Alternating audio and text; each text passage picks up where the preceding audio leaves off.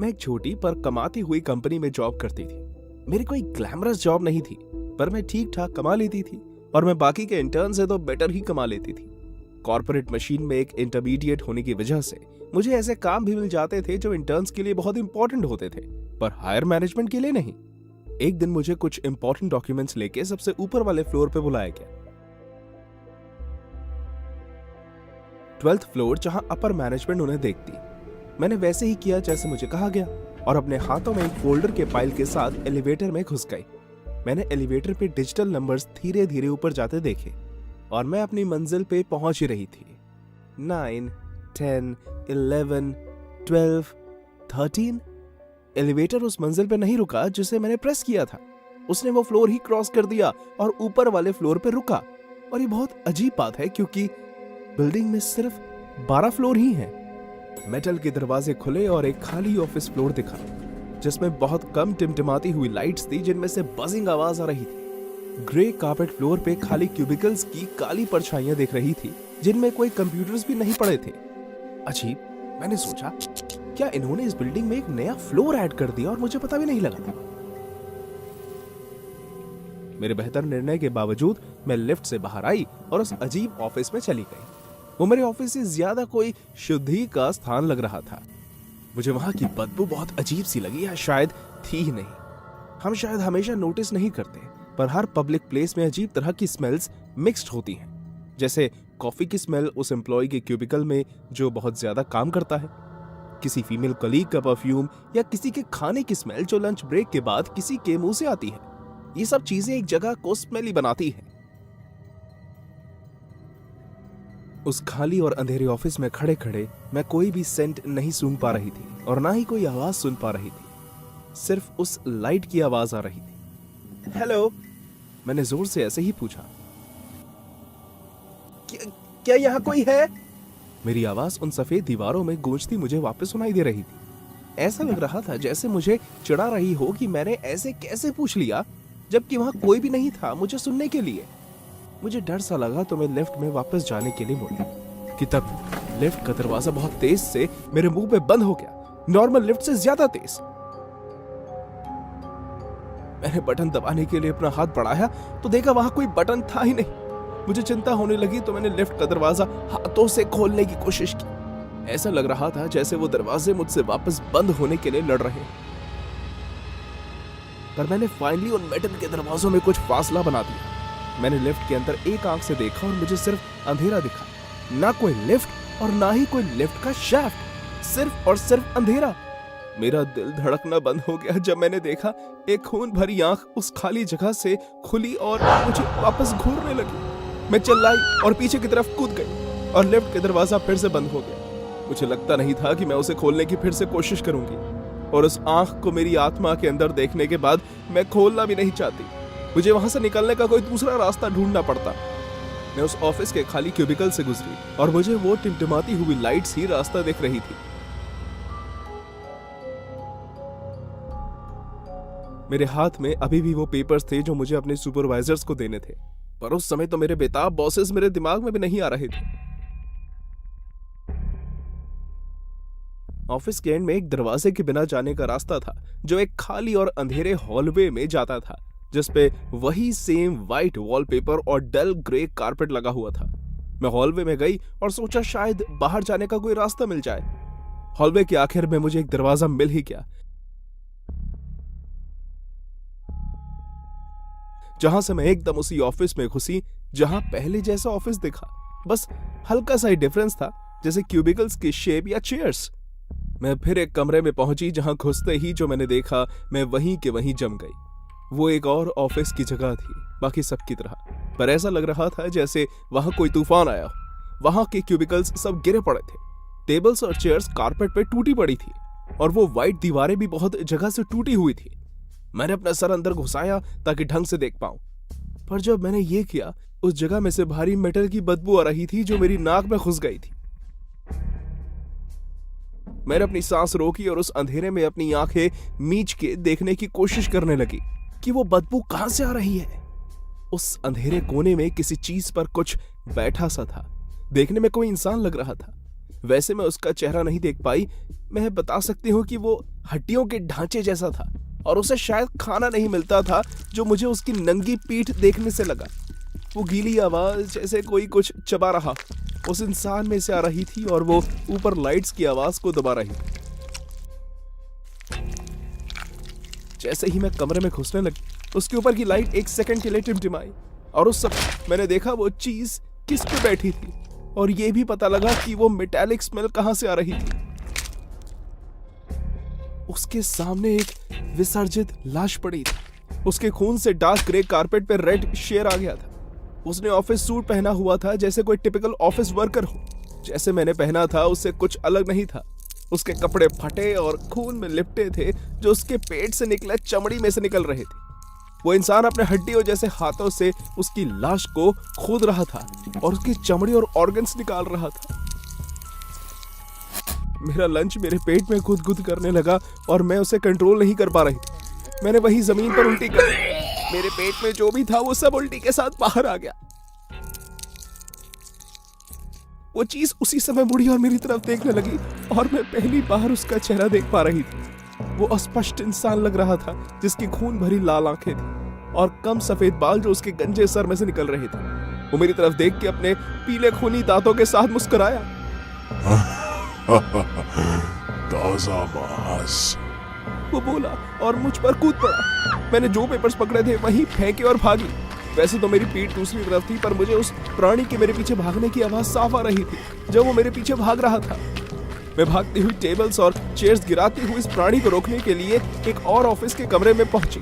उस कमरे से एक और डोरवे निकला और फिर एक और ऑफिस और फिर बहुत से वैसे ही कमरे निकले और रास्ते जो कमरों में जाते थे, जो सब एक जैसे दिखते थे। मेरे पास ये सोचने का समय नहीं था कि मैं कहाँ जा रही थी। मैं बस उन कमरों में भागती गई जो मेरे नजदीक थे और प्रे कर रही थी कि वो प्राणी वही कमरा ना चूज करे जिसमें मैं भाग रही थी। बाद में उस प्राणी की भागती हुई आवाज बंद हो गई और मैंने रुक के अपनी सांस में सांस ली। मैं बैठी और अपने हाथ अपनी नीज पर रखे जब मैंने सांस ली। जब मुझे होश आया, मैंने अपने आप को फिर से एक ऑफिस की जगह में पाया जिसका मुझे कोई अंदाजा नहीं था वो कहाँ था। तब से अब बहुत टाइम बीत गया। मुझे याद भी नहीं है कि मैं इन दीवारों में कब से कैद हूँ। मैं कह नहीं सकती कि कितने दिन या रात बीत चुके, अगर दिन और रात इस जगह में एग्जिस्ट भी करते हैं। मुझे बहुत भूख लगी है, तब भी मैं भूख के मारे नहीं मर पा रही थी, चाहे मैं जितना भी चाहूँ। मैंने इतना वेट लॉस कर लिया है कि मेरी हड्डियाँ भी बाहर आने लगी। मैंने अपने बाल भी नोचे हैं बस एक रास्ता देखने की आस में, और जितना भी मेरे सर पर बचा है वो भी स्ट्रेस से वाइट हो चुके हैं। आज मैं अपनी नींद से जागी एक ऐसी आवाज से जो मैंने शायद बहुत समय से नहीं सुनी। एक घबराई हुई हेलो जो लाइट की बजिंग आवाज को काटती हुई आई। उसने मुझे अपनी नींद से जगा दिया और मैंने अपनी हड्डियों वाली बॉडी उसकी तरफ खिसकाई। मैं डोरवे में एक ऑफिस की जगह पहुंची जिसके एंड में एक लिफ्ट थी। मैं कह नहीं सकती थी कि क्या वो वही लिफ्ट थी जो मुझे यहाँ लाई। अपने जूतों में कांपती हुई वो लड़की ने एक सूट पहना था जो मेरे सूट से अलग नहीं था जब मैं यहाँ आई थी। जब मैं देखने के लिए थोड़ा झुकी, मैं उसकी खुशबू से बहुत आकर्षित हो गई। वो कितनी मीठी और नरम स्मेल कर रही थी, उस खालीपन से कितना अलग जिसकी मैं मोहताज हो चुकी थी।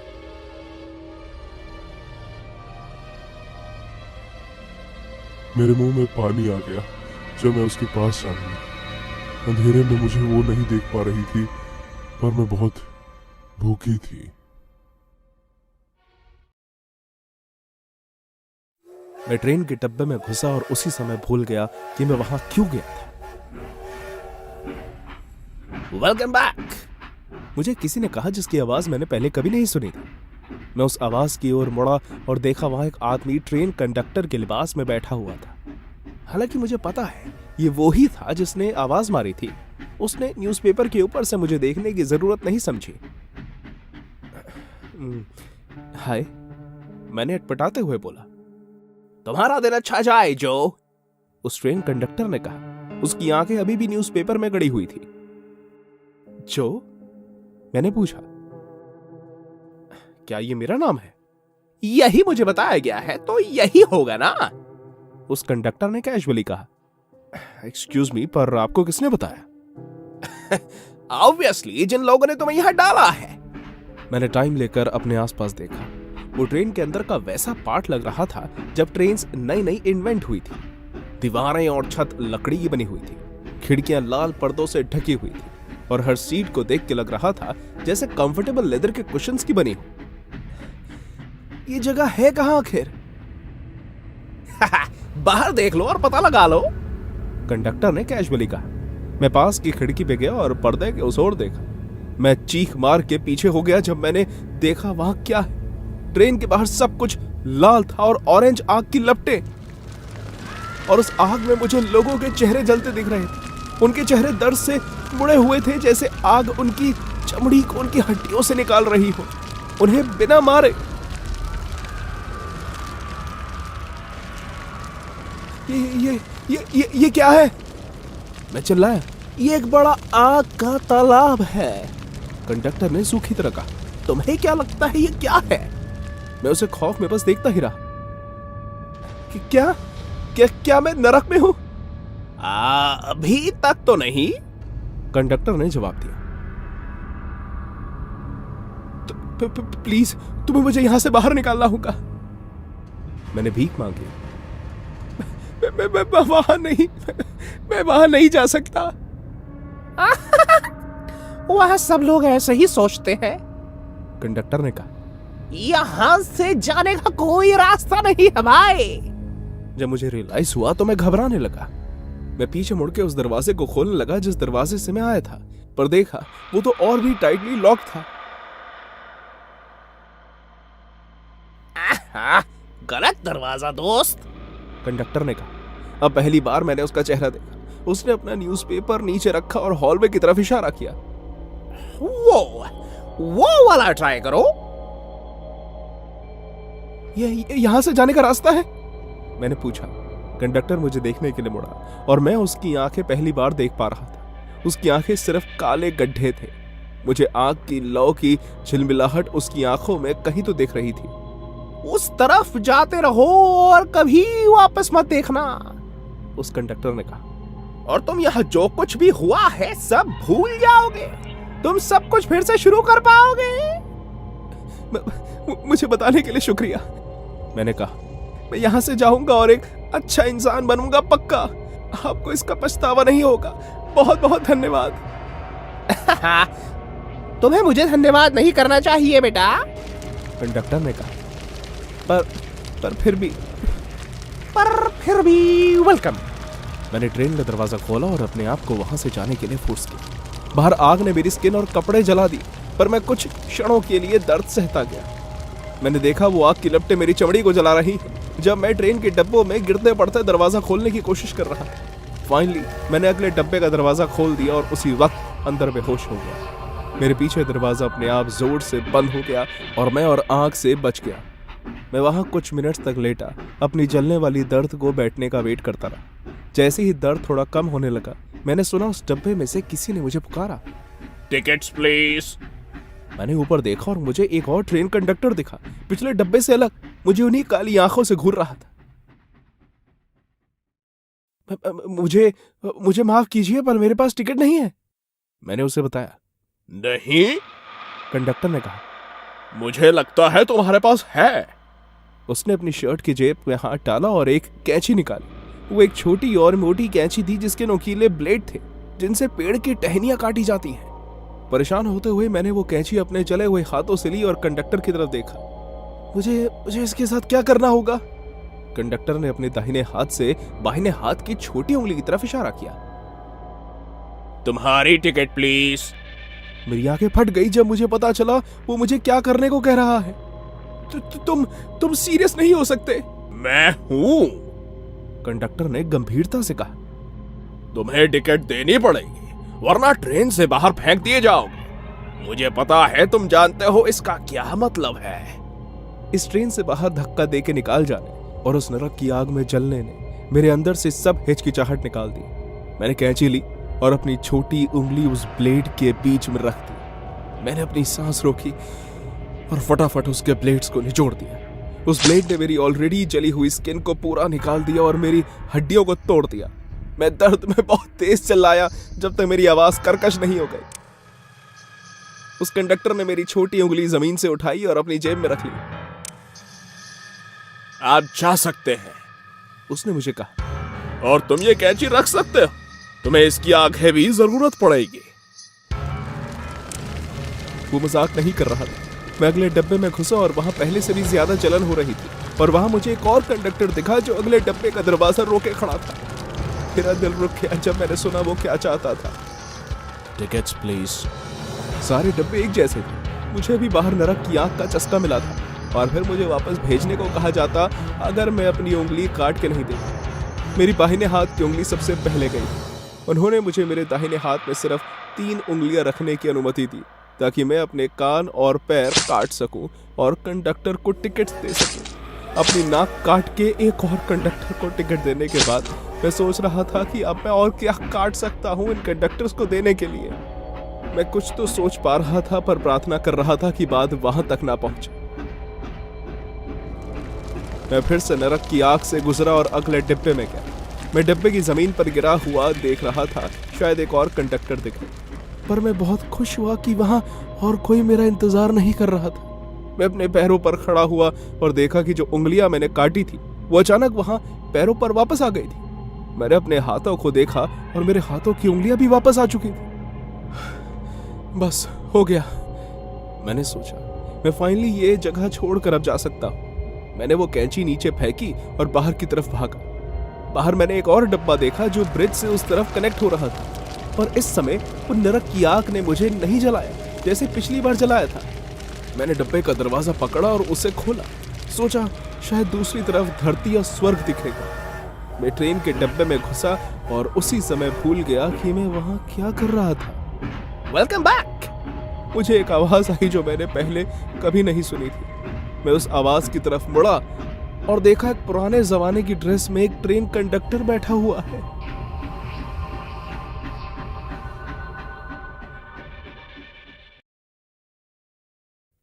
मैं एक अमीर फैमिली में नैनी का काम करती थी। पेरेंट्स बिजनेस ट्रिप से बाहर गए हुए थे तो उनके दोनों बच्चे मेरी ही निगरानी में रहते थे। जैसे रिच लोगों के बच्चे आपने टीवी में देखे होंगे, जिन बच्चों का मैं ध्यान रखती थी वो बहुत तमीजदार थे। वो ट्विंस थे, एक लड़की और एक लड़का। लड़के का नाम जेम्स था और लड़की का नाम जूडी।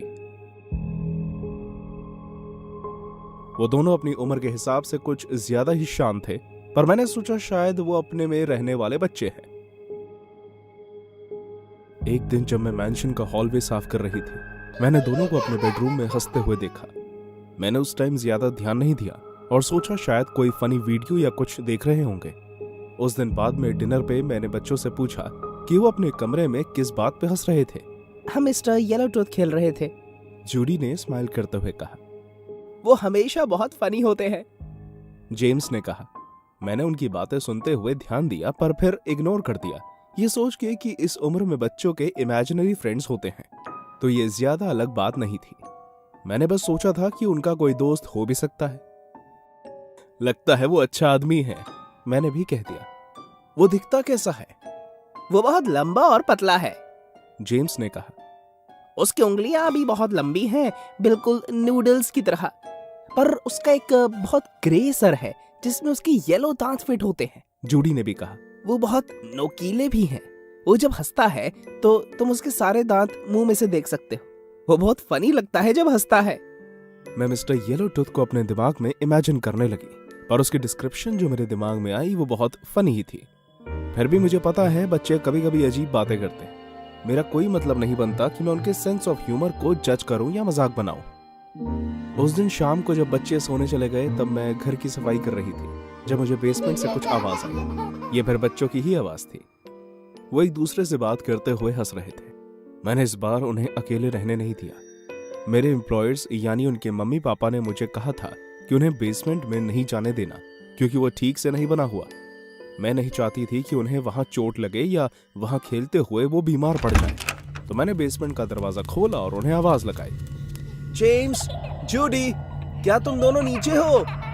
हंसी की आवाज अचानक बंद हो गई। जब किसी ने जवाब नहीं दिया मैं नीचे बेसमेंट में गया। हर सीढ़ी मेरे वजन से आवाज कर रही थी। मुझे लगा कुछ सीढ़ियां उतरते हुए मुझे शायद परेशानी होगी, पर मैं आराम से सीढ़ियां उतर गई। वहां मैंने जेम्स और जूडी को अपने हाथ पीछे करके खड़े देखा। उनकी आंखें जमीन पर टिकी हुई थी। बच्चों, मैंने प्यार से कहा, तुम लोग यहाँ क्या कर रहे हो? तुम जानते हो तुम्हारे पेरेंट्स तुम्हारी ही सुरक्षा की वजह से तुम्हें यहाँ नहीं देखना चाहते। मुझे माफ कर दो मिस चेनी। जूडी ने कहा। हमें एक्चुअली मिस्टर येलो टूथ ने यहाँ आकर खेलने को कहा था। हाँ हाँ, जेम्स ने भी कहा। उन्होंने प्रॉमिस किया था कि वो हमें अपने घर लेके जाएंगे अगर हम उससे मिलने यहाँ बेसमेंट में आए। वेल, मिस्टर येलो टूथ को अपने साथ ही आज खेलना पड़ेगा। मैंने उनसे कहा, तुम दोनों को अभी वैसे भी बेड में होना चाहिए। पर मिस्टर येलो टूथ हमसे बहुत गुस्सा हो जाएंगे अगर आज रात हम उनके साथ नहीं खेले। जेम्स ने कहा। वो जब अकेले होते हैं तो थोड़े डरावने हो जाते हैं। जूडी ने कहा। कुछ नहीं होगा बच्चों। मैंने उनसे कहा, मैं खुद मिस्टर येलो टूथ से बात करूंगी, तो तुम दोनों सीधा बेड में जाओ। Okay okay miss jenny. मैंने देखा वो बच्चे टूटी हुई सीढ़ियों से बेसमेंट से ऊपर जा रहे थे। मैंने स्माइल किया। वो कुछ अजीब थे पर अच्छे बच्चे थे। अगर कभी मेरे बच्चे हों तो मैं जेम्स और जूडी जैसे बच्चे चाहूंगी। जब वो बेसमेंट से चले गए, मैंने अपना फोन निकाला और देखने लगी। मैंने वहां 1 मिनट रुक कर जाने का डिसाइड किया ताकि बच्चों को लगे कि मैं सच में उनके इमेजिनरी दोस्त से मिलकर आई हूं। पर जैसे ही मैं वहां से निकलने लगी, मुझे बेसमेंट में एक चूं सी आवाज आई। मैंने अपने फोन की लाइट से वहां रोशनी की। आश्चर्यजनक मुझे उस बेसमेंट में एक ट्रैप डोर दिखा, जो मैं विश्वास के साथ कह सकती हूँ पहले वहां नहीं था। मुझे उत्सुकता हुई और मैं उस ट्रैप डोर के पास गई। मैं जैसे ही उसके पास पहुंची, ट्रैप डोर अपने आप खुल गया और उसमें से एक ग्रे रंग का हाथ निकला जिसके पीले नाखून थे और मेरे पैरों की तरफ झपटा। मेरे पास रिएक्ट करने का टाइम नहीं था और मैं बस जोर से चिल्ला ही पाई और उसने मुझे उस ट्रैप डोर के अंदर खींच लिया। मुझे लगा जैसे मेरी बैक पे कुछ बहुत तेज सा लगा है, जैसे कोई लकड़ी। पर मैंने देखने के लिए ऊपर देखा कि मुझे किसने खींचा। मैंने देखा जो उस दिन बच्चों ने डिस्क्राइब किया था वो मिस्टर येलो टूथ ही था। जैसा मैंने इमेजिन किया था वो उससे 1000 गुना विचित्र था। उसका शरीर और अंग बहुत पतले थे, इतने पतले कि उसके अंदर कोई ऑर्गन्स हो वो भी नामुमकिन सा लग रहा था। और उसका बेडौल सा सर था जो उसका पतला शरीर शायद संभाल भी नहीं पा रहा। मैं जोर से चिल्लाई और उसकी टांगों के बीच जोर से लात मारी। आश्चर्य से ये काम कर गया और वो जमीन पर गिर गया। उसने मेरा पैर छोड़ दिया और वो वापस उठने की कोशिश करने लगा और तभी मैं वहां से भागी। मैं एक बड़े घर में थी जो एकदम वैसा ही था जिसमें से मैं अभी आई थी, पर उसकी दीवारें बहुत गंदी थी और उसमें रेडिश ब्राउन धब्बे बने हुए थे जो गंदी कॉपरी सी बदबू मार रहे थे। मैं वहां से भागी जहां किचन होना चाहिए था और सोचा शायद मुझे कोई छुरा मिल जाए जिससे मैं अपने आप की सुरक्षा कर सकूं। मुझे एक छुरा दिखा, एक हॉट बॉइलिंग स्टोव के साथ पड़ा हुआ। वहां पे कुकिंग का कोई सामान नहीं पड़ा था। वो छुरा उठा के मैं पीछे मुड़ी और किचन वाले दरवाजे के साथ खड़े होके मिस्टर येलो टूथ के अंदर आने का वेट करने लगी। जैसे ही वो किचन में मुझे ढूंढने आया, मैं छुरा उसके सर के पास लेकर आई कि तभी उसने मेरी तरफ देखा और छुरा सीधा उसकी बाईं आंख में घुप गया। उस प्राणी ने गुस्से में बहुत जोर की आवाज निकाली, पर वो मुस्कान उसके चेहरे से नहीं गई। मैंने छुरा छोड़ा और उसे किचन में धक्का दिया जब वो उस छुरे को अपनी आंख से निकालने में बिजी था। मैं भागी जहां बच्चों का बेडरूम होना चाहिए था और दरवाजा पीछे से लॉक कर दिया। वो बच्चों के कमरे जैसा ही एकदम दिख रहा था जो असली के घर में है, बस बहुत गंदा था। डर के मारे मैं अलमारी में जाके छुप गई। मैंने अपने आप को अंदर घुसाया और दरवाजा बंद कर दिया। मैं अलमारी में पीछे हो गई ताकि दिख ना पाऊं। जैसे ही मैंने ऐसे किया, नीचे वाले लकड़ी के दरवाजे ने मुझे रास्ता दिया और मैं पीछे गिर गई। उस दिन दूसरी बार मुझे लगा मेरी पीठ पे कुछ तेज की लगा, पर मैं उस गंदे घर में अब नहीं थी। मैंने ऊपर देखा और मुझे बच्चों के कमरे की सीलिंग दिखाई और जब मैंने देखा मैं कहां से गिरी थी, मैंने उनकी खुली हुई अलमारी देखी। मिस जेनी, मैंने जूडी को कमरे में कहते सुना। वो अपने बेड पर बैठी हुई थी और अपनी आंखें मसलने लगी और आश्चर्य से मुझे देखती रही। आप यहाँ क्या कर रही हैं? मिस्टर येलो टूथ ने क्या कहा? मैं अभी भी उस घर में नैनी का काम करती हूँ, पर शुक्र है बच्चों ने मिस्टर येलो टूथ के बारे में बात करनी छोड़ दी है। शायद मैंने उसे छुरा मारकर डरा दिया होगा।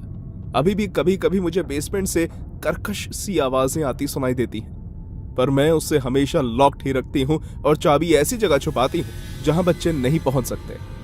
मेरा दिल कहता है कि मुझे डरना चाहिए, पर कुछ दिनों की खराब नींद के बाद मैंने रियलाइज किया कि शायद कोई रीजन था कि मिस्टर येलो टूथ बच्चों को टारगेट कर रहा था, क्योंकि वो और किसी को टारगेट नहीं बना सकता। शायद राक्षस ऐसे ही होते, कायर, जो उन पर वार करते हैं जो उनसे कमजोर होते हैं ताकि अपने आप को ताकतवर समझ पाए। सुपर नेचुरल राक्षस या नहीं, मैं मिस्टर येलो टूथ को मेरे बच्चों के पास वापस कभी नहीं आने देने वाली।